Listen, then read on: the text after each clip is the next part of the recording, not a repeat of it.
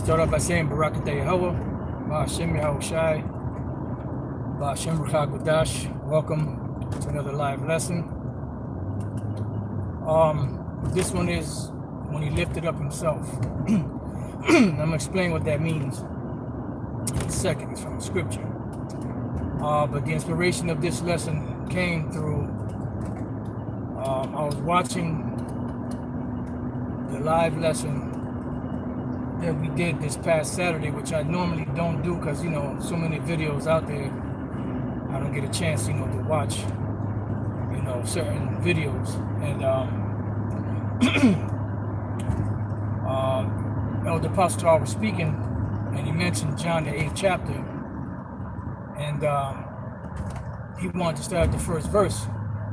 So we started reading from the first verse, and at the beginning of the chapter, it goes into how the Pharisees brought this woman that was caught in the act of adultery.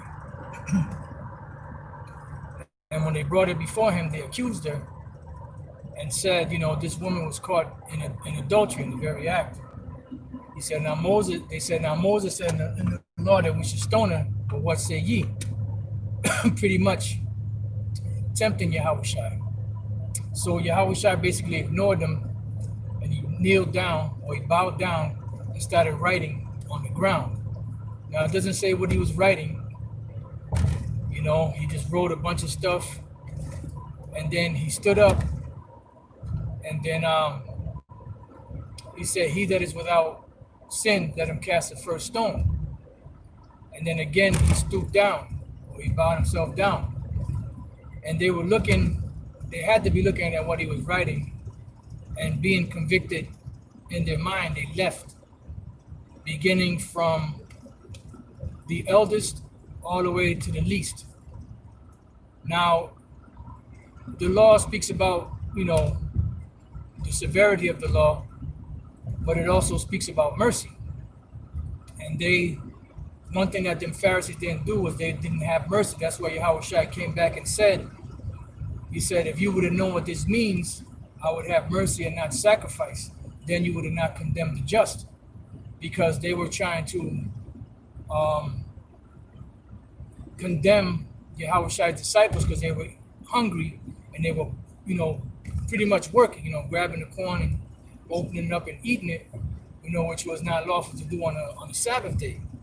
So that's why he said that. So they didn't have mercy. So when he stooped himself down, it said that they all left. So when he lifted himself back up, when Yahushua lifted himself back up, he said, "Woman, where are thine accusers?" And pretty much they all had left, but the only ones that were left there was Yahushua and the woman.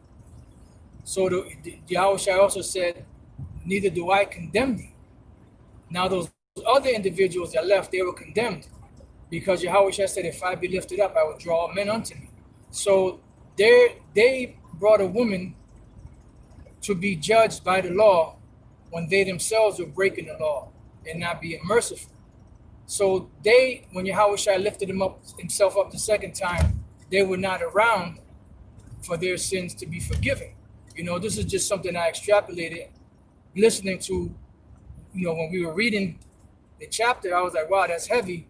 Because that thought came into mind, that they left, they accused the woman, they wanted to put her to death.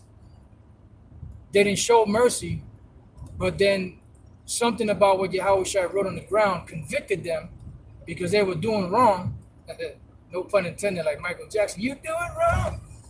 But when they left, neither were their sins forgiven. The scriptures say you shall have judgment without mercy that have showed no mercy. But the only one that was there was the one that was accused of adultery, and her sins were forgiven. Because he said, neither do I condemn thee, go and sin no more. So I thought that was pretty heavy, pretty profound, how the ones that accused her left because they were doing similar things, either the same or similar things that they were accusing her of. So when Yahushua lifted up himself, they were already gone. They didn't receive forgiveness. But the woman who was accused received forgiveness, which that woman represents the nation of Israel. It was an actual woman. She represented herself, but she also represented the nation of Israel and how Yahweh was going to forgive him. But I thought it was heavy how the second time he lifted up himself, they were nowhere to be found. But the woman that was being accused, she was actually there, and and her sins were actually forgiven, but theirs wasn't. So I thought that was profound. And then that scripture came to mind, and now if I be lifted up, will draw all men unto me, meaning Israelite men, because ultimately in the kingdom all Israel shall be saved, because the scripture say they shall come out of Zion, the deliverance shall wipe away all iniquities from Jacob, transgressions. So the transgressions of Israel are forgiven, but in this time 2/3 are not going to be forgiven, because Yahweh Shai told further on down in the chapter, St. John the 8th chapter, that they were going to die in their sins because they didn't accept him. And that was sort of like that scenario of, they didn't accept the Lord, they left, their sins weren't forgiven. When he lifted himself up, the woman was still there, and she received forgiveness. So I thought that was pretty deep. I thought it was pretty heavy. So I couldn't wait, to jump in the truck, just commit that to video, and just share that with you brothers. I mean, some people may not find it that deep, but I found it very deep.